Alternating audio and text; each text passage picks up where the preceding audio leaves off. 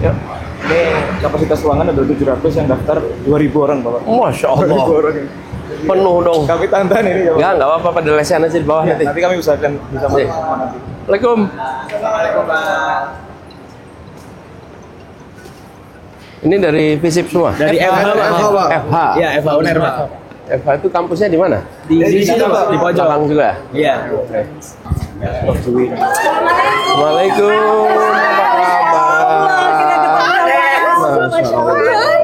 Halo, Pak. Sehat ya, Pak? Sehat. Alhamdulillah. Makan di foto, Bu.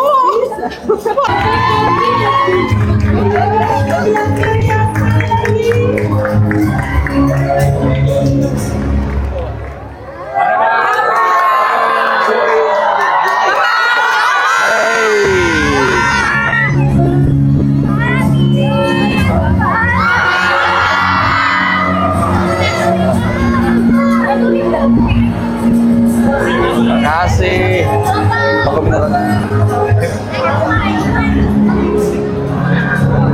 Selanjutnya, untuk meningkatkan rasa nasionalisme kita, marilah kita bersama untuk menyanyikan lagu Indonesia Raya, dilanjutkan dengan himne Airlangga.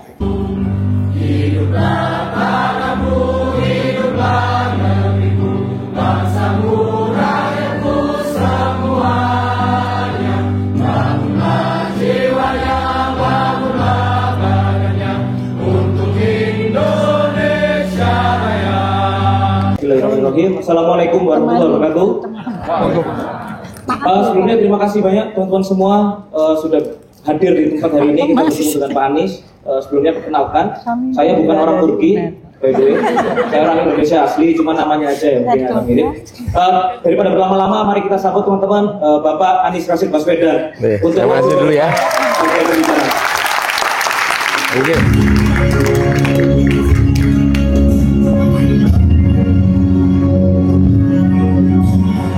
Boleh tepuk tangan lagi, teman-teman.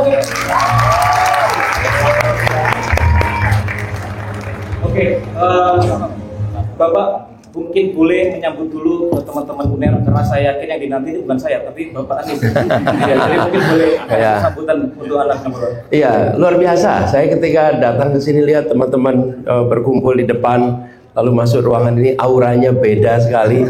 Boleh tepuk tangan untuk semua di sini.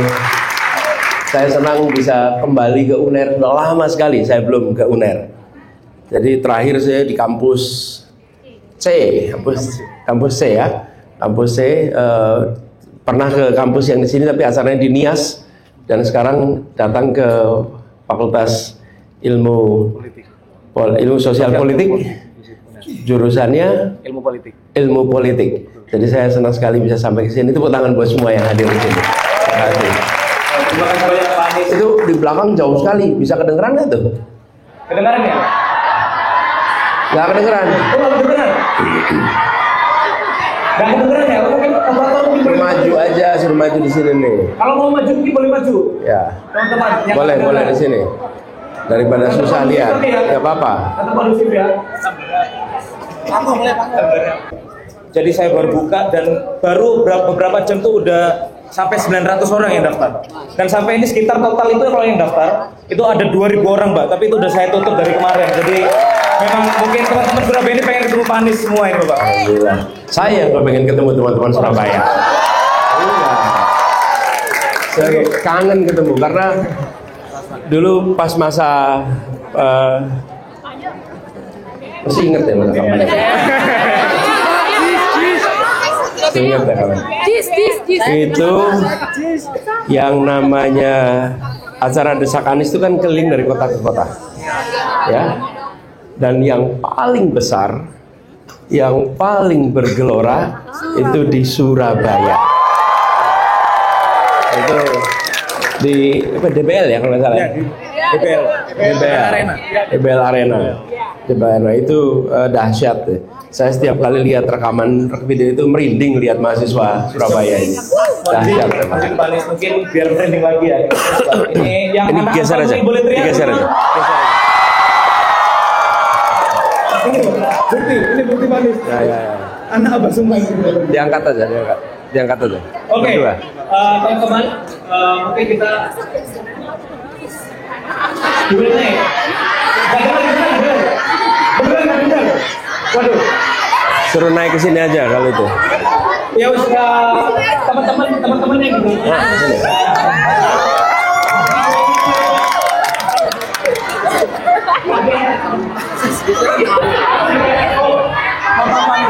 Ini yang di belakang katanya nggak kelihatan Pak Anies, Pak. Itu berdiri, yang berdiri duduk aja tuh. Nanti saya berdiri. Nanti saya berdiri. Nanti Pak Anies berdiri ya. Oke. Dari teman-teman ya, mungkin izin dimulai Pak Anies. Jadi teman-teman, kita nggak melupakan esensi kita berkumpul di hari ini terkait kita diskusi sesuai dengan judul kita, demokrasi dan meritokrasi di persimpangan jalan. Lalu apa jalan perubahan kita?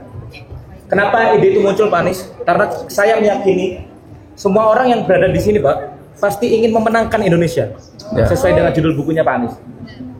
Lalu saya pernah Pak, saya pernah bertanya ke salah satu pemikir di Amerika namanya Noam Chomsky. Dia itu menerima tuh di email dan mau membalas gitu. Saya tanya gimana caranya untuk Indonesia maju gitu. Dia jawab, nggak ada yang penting untuk jadikan nomor satu. Yang penting adalah kamu menjadi pribadi yang jadi lebih baik ke depannya untuk menjawab tantangan ke depannya gitu. Oh, sorry. Yang saya pahami adalah kita wajib untuk akhirnya mengaktualisasikan diri dengan baik, lalu kita menjadi pribadi yang unggul Pak Anies. Melalui pribadi yang unggul itu, maka kita bisa melakukan perubahan ke depannya. Tapi PR-nya adalah di sistem demokrasi kita, demokrasi prosedural kita, nyatanya ternyata kita udah unggul Pak, ini mungkin ada yang unggul, tapi ternyata nggak terpilih Pak, dalam sistem demokrasi prosedural kita. Maka kita harus mementingkan demokrasi substansial. Maka menurut Pak Anies gimana ini Pak? Karena kami mungkin yang anak muda melihat bahwa demokrasi dan meritokrasi kita tidak baik-baik saja gitu. Maka kami di sini mungkin bertanya jalan perubahan kita apa Pak Anies? Oke. Terima kasih. Ya. Saya panggilnya apa jadi Anda ini? Saya nyebut Erdogan rasanya kayak ngobrol sama Presiden Turki. Ya, oke. Makasih Erdogan. Jadi pertanyaannya, nah gini ya, oke, teman-teman gini. Jadi saya ketika terima undangan dari UNER ini bicara tentang demokrasi, meritokrasi, terus ada pertanyaannya itu di sini, di persimpangan jalan, sebagaimana perubahan kita. Saya ketika baca ini, saya merasakan ini berarti ini teman-teman di UNER sudah sampai kepada akar masalah yang ada di Republik ini. Ya, karena salah satu akar masalah Republik ini, kalau sebuah negeri mau maju nih, maka prinsip-prinsip meritokrasi itu perlu dipegang, perlu diprioritaskan. Bukan satu-satunya, tapi itu harus utamakan meritokrasi itu. Kenapa meritokrasi ini penting? Kalau meritokrasi itu artinya seseorang mendapatkan promosi, mendapatkan posisi karena prestasi. Betul kan? Karena prestasi, bukan karena koneksi. Betul kan? Nah, di Indonesia nih banyak yang dapat posisi karena koneksi. Betul gak? Ya, contohnya banyak lah. Iya, pakai ini loh, mau mancing-mancing. Iya, bapaknya ke anaknya. Betul kan? Pamannya ke anaknya, ada ke adiknya, nanti mantu, nanti macam-macam. Teman-teman, meritokrasi itu prinsip utama yang harus dipegang, tapi bukan satu-satunya. Tapi untuk meritokrasi itu bisa jalan dengan baik, itu harus ada kesetaraan pengembangan. Kalau dalam suasana yang timpang, ini timpang nih, kemudian langsung diadopsi meritokrasi, maka itu melanggengkan ketimpangan. Kenapa melanggengkan ketimpangan? Ya karena yang tidak punya bekal kalah terus. Betul tidak, teman-teman? Kalau dalam suasana ketimpangan harus ada afirmasi supaya yang tertinggal secara struktural dia disetarakan, lalu baru dikompetisikan. Tapi kalau tidak diiringi afirmasi, semata-mata sekonyong-konyong meritokrasi saja, maka ketimpangan itu akan langgeng. Apalagi kalau ketimpangannya struktural. Nah, teman-teman paham, misalnya mau masuk universitas pakai meritokrasi, tes. Oke, nah, tetapi kita tahu ketimpangan kualitas SMA antar daerah ada bukan? Ada. Antar pulau ada tidak? Ada. Nah, di situ yang saya maksud. Ketika kita memasukkan faktor meritokrasi, harus sadar ada timpang nggak nih?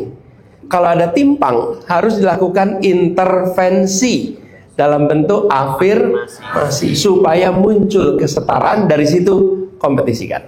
Jadi tidak sekonyong-konyong ya, yang namanya meritokrasi pure berarti pokoknya kalau adopsi meritokrasi berarti terbaik. Ya terbaik, tapi ada syaratnya nih. Syaratnya tidak dalam ketimpangan struktural terutama. Nah, tapi meritokrasi ini kunci. Kalau bangsa ini mau maju, ya maka yang diberi amanat yang memang kompeten. Diukurnya dari mana? Dari prestasi. Kalau tidak berprestasi dikasih tugas, kasih amanat,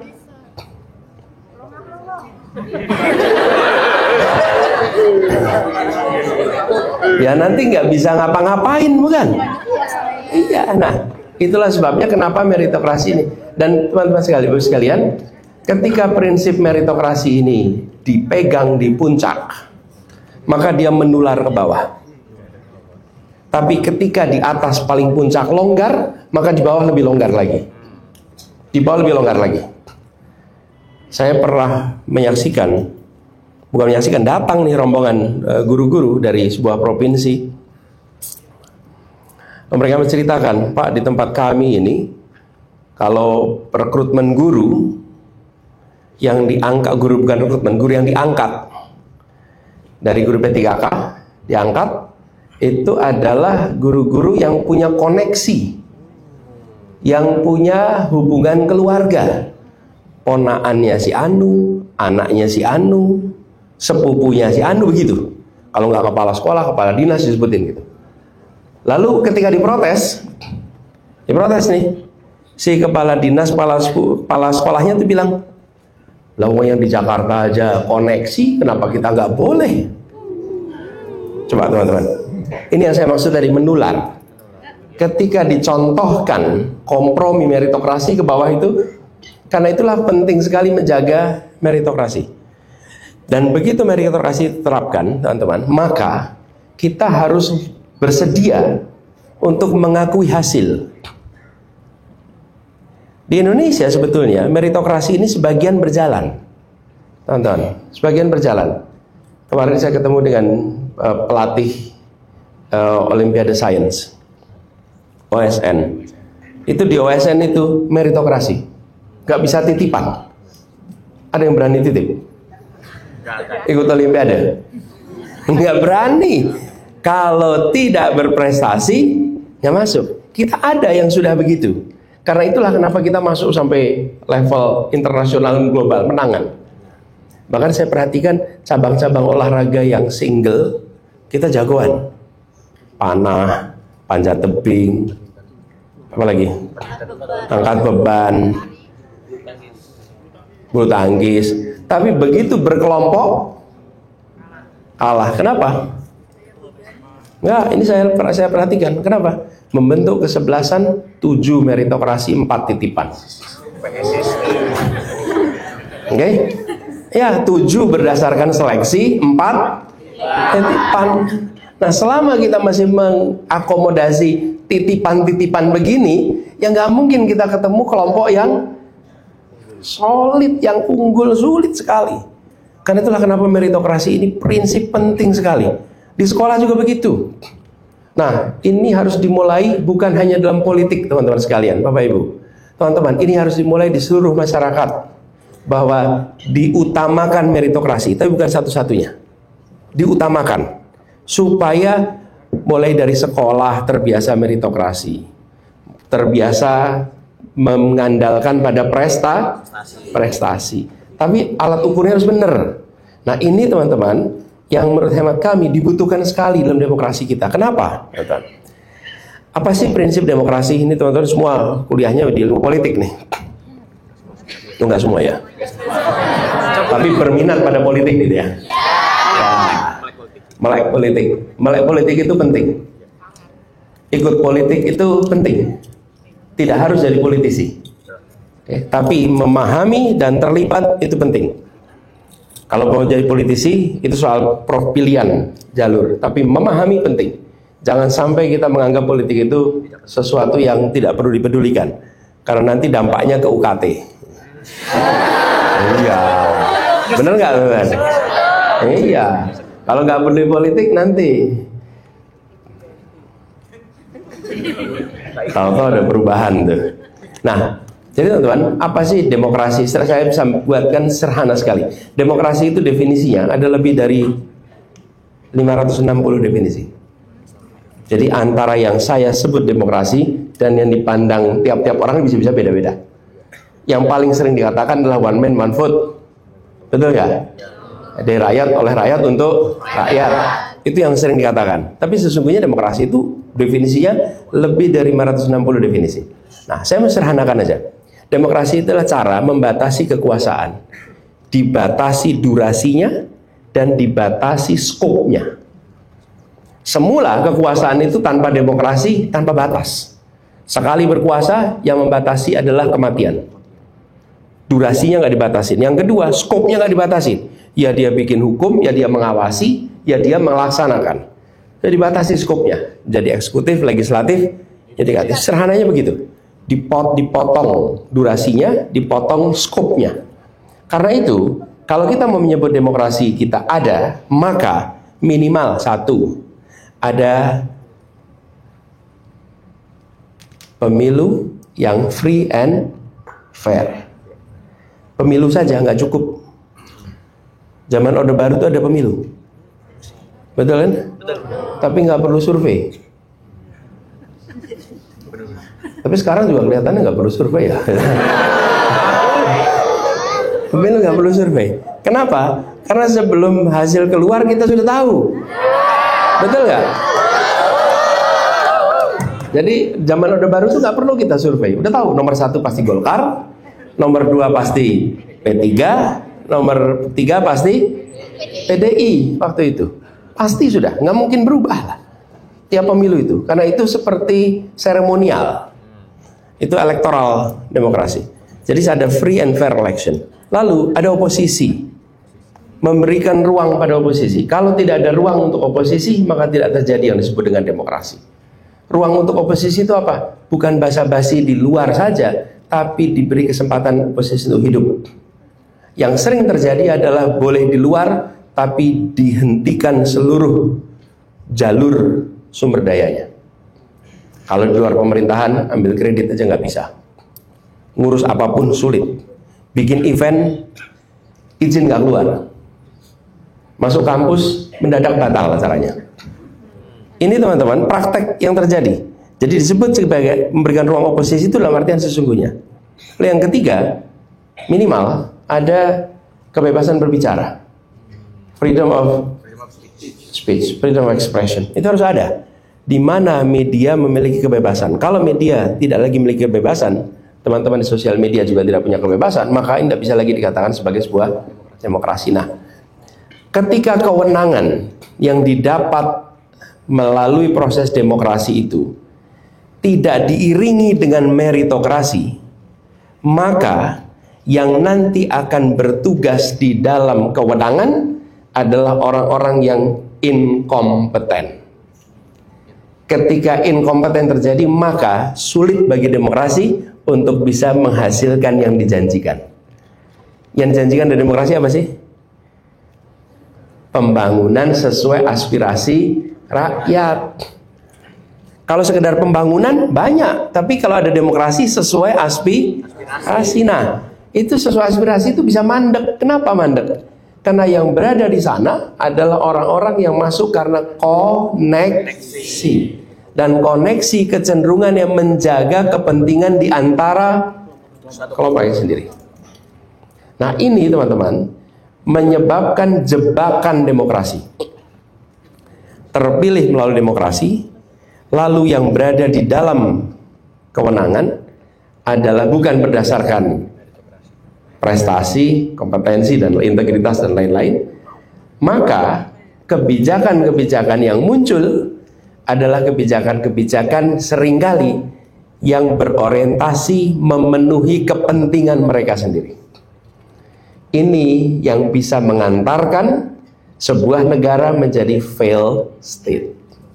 Negara gagal. Kenapa negara gagal?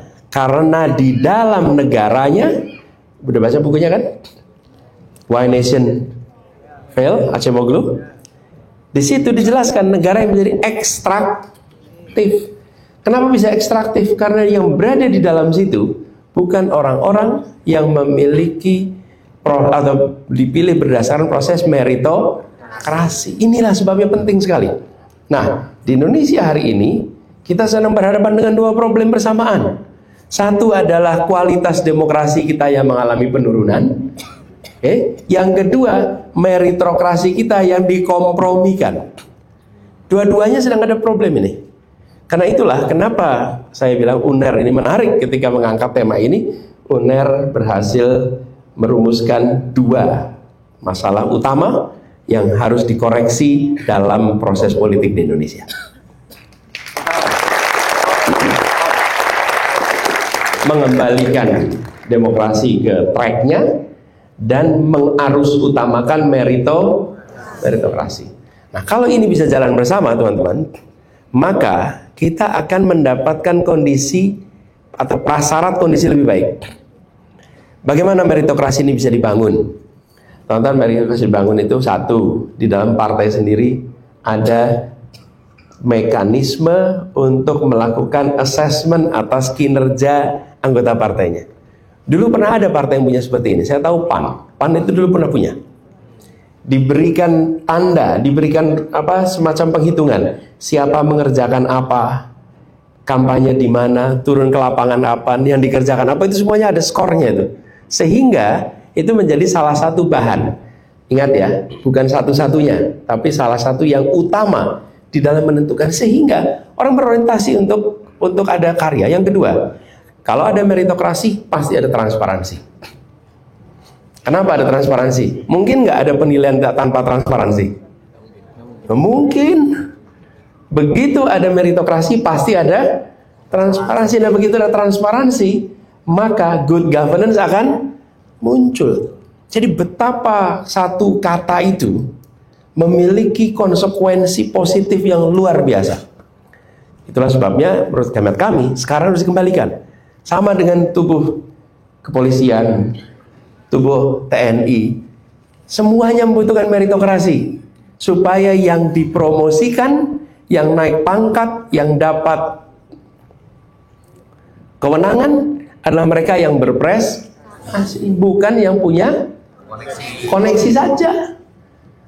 Dan itu sekarang coba kalau ditanyakan apa yang mereka inginkan, mereka inginkan adalah meritokrasi. Nah, ini juga teman-teman PR kita. Jadi kalau saya boleh sampaikan dalam kesempatan ini, membereskannya dari mana? Dari sekarang.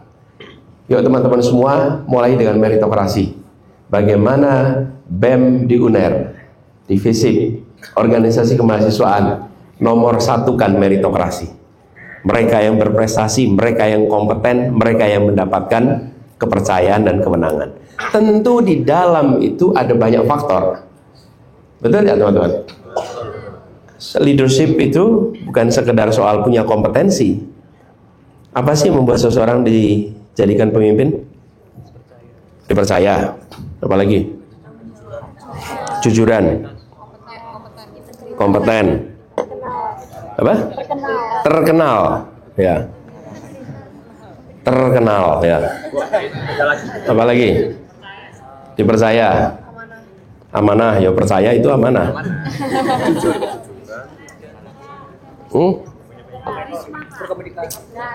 Itu semua benar, tapi kurang tepat. Maksudnya bukan kurang tepat. Itu adalah syarat pemimpin baik. Ya kan? Pertanyaan saya, apa yang membuat Anda jadi pemimpin? Itu dia jawabnya sederhana. Ada yang mengikuti. You're no leader kalau nggak ada follower. Betul tidak? Anda disebut leader jika ada follower. Itu aja, udah nggak ada yang lain. Ya. Itu bukan follower, buzzer itu, bayaran itu. Follower itu artinya orang yang ikut secara sukarela. Jadi saya tanya nih, ketua preman di terminal, pemimpin bukan? Iya, tapi amanah bukan? Nah, jujur bukan? Ya bisa jadi jujur.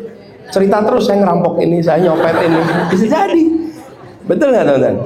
Jadi jangan salah tempat nih. Kenapa disebut pemimpin? Karena ada pengikut.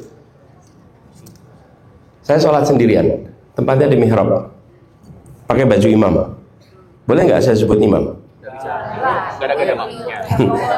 Jadi saya jadi imam kalau apa? Jadi buat teman-teman sini jangan sampai salah memandang ya.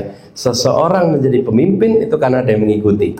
Karena itu selalu hormati orang-orang yang mengikuti. Karena mereka lah yang menentukan Anda disebut pemimpin atau tidak. Iya. Ya, kalau nggak ada yang ngikutin, mau kompeten seperti apapun, apalagi nggak kompeten, ya kan? Mau kompeten seperti apapun, nggak ada yang bisa disebut pemimpin. Nah, ini soal lain, soal leadership itu. Tapi yang saya ingin sampaikan teman-teman, ketika proses ini, maka harus utamakan soal meritokrasi. Diukur sendiri, ada cara pengukurannya, beda-beda tiap organisasi, beda-beda tiap program, tapi dibuat proses yang transparan, pasti transparan. Dari situ kemudian nanti akan kita latih. Nah, saya berharap teman-teman, latihan meritokrasi ini dimunculkan terus. Kenapa teman-teman? Ini soal meritokrasi ini sudah mengganggu sekali. Bukan hanya dalam politik teman-teman, di dalam olahraga pun meritokrasi kita ini sering hilang. Ketika pertandingan menggunakan juri, sering sekali yang dimenangkan yang uang sogokannya paling banyak. Ini kenyataan di lapangan. Ketika lomba tidak bisa pakai juri, baru prestasi itu bisa kelihatan. Banyak sekali wasit, juri yang ternyata tidak menjalankan dengan prinsip kejujuran, rusak meritokrasi kita. Saya beberapa kali teman-teman, ketika tugas di DKI itu tim PON itu pulang dan pelatihnya itu minta, Pak Gubernur tolong ditemui atlet-atlet kita ABCDFG. Kenapa? Karena mereka harus kalah sama tuan rumah. Kenapa harus kalah sama tuan rumah? Ya karena harus begitu. Nah, itu membuat orang yang bekerja keras merasa, buat apa saya latihan berbulan-bulan, bertahun-tahun kalau ujungnya tidak ada meritokrasi. Jadi ini menghantui bukan hanya politik kita, ini menghantui segala segi kalau nggak ada meritokrasi. Dan meritokrasi itu membuat standar atas karya kita menjadi rendah. Karena kita menerima apa adanya, apa saja nggak apa-apa, yang penting ada. Ini teman-teman harus diubah. Jadi satu kata ini saja penting untuk kita miliki. Dan termasuk olahraga.